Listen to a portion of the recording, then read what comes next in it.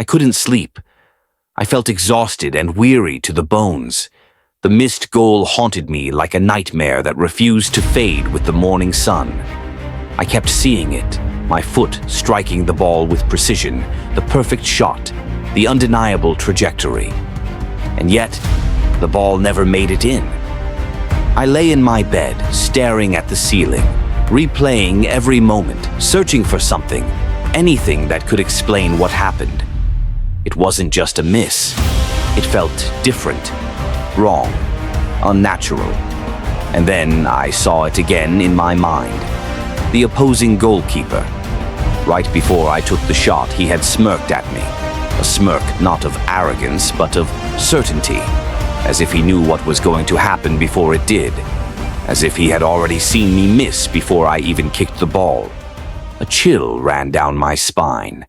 As a boy, I had always idolized football legends. Cristiano Ronaldo, Lionel Messi. They were like gods on the field, bending the rules of physics with their feet.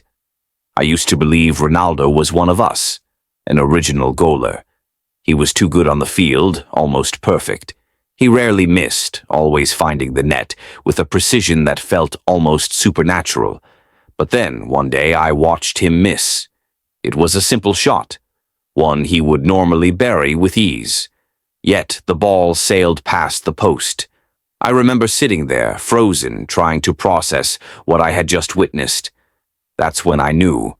He wasn't one of us. He was extraordinary, yes, but he wasn't like me. That was the day I realized how different I truly was. I recall days before the match, before my miss. I had taken the city's public transport.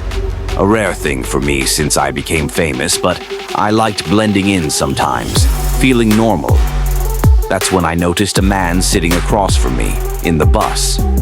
At the time, I didn't read much meaning into it. He had an intense stare, watching me up close as if studying me, and just before he got off at his stop, he leaned in slightly and muttered, "Watch out," with a smile on his face. I had brushed it off at the time, thinking it was nothing more than a random encounter. But now, as I lay in my bed, the pieces fell into place. That man, he was the goalkeeper. My chest tightened. It hadn't been a warning about the match. It had been a warning about him. I was a target. From the start. The next day, I couldn't focus. I needed answers. I spent hours researching the goalkeeper, combing through old match footage, news articles, anything I could find. He was good. Too good. No one had ever scored against him. Every shot taken at him, no matter how perfect, never made it in. I went to my team's manager and convinced him to give me the goalkeeper's contact information. It wasn't hard. I told him I wanted to congratulate him personally for the game. What I really wanted was the truth. I drove to the address I was given, my heart pounding in my chest. The house was massive, a luxurious apartment overlooking the city. I knocked. The door opened almost immediately, and there he was. Standing there, feeling welcoming, with a beer in his hand, he looked at me as if he had been expecting me all along. "I knew you were gonna come," he said, stepping aside to let me in. I hesitated, then walked in. The place was sleek, expensive. He moved to the kitchen, grabbed another beer from the fridge, and tossed it to me. I caught it, but didn't open it. "How did you do it?" I asked, my voice sharper than I intended. He smirked, sitting down on the couch. "Sit," he said. I didn't. I was too nervous to sit, but then I became even more nervous and sat right next to him. He exhaled, taking a slow sip of his drink before speaking. "I've been watching you for a long time, Sergio, following your matches, studying you, and I knew from the moment I saw you play that you weren't just some talented footballer. You were something else, something special." I clenched my jaw. "What do you mean?"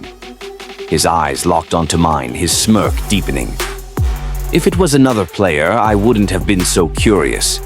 But we both know you're not just any player. You're Sergio Antonio. He paused, then went on. "You have powers." A shiver ran through me.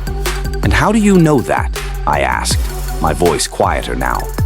His smirk widened. "Because I'm like you." My blood turned cold. "What do you mean?" "I never miss a goal being shot at me," he said, looking me straight in the eye. Fear gripped me as my mouth flung open in shock.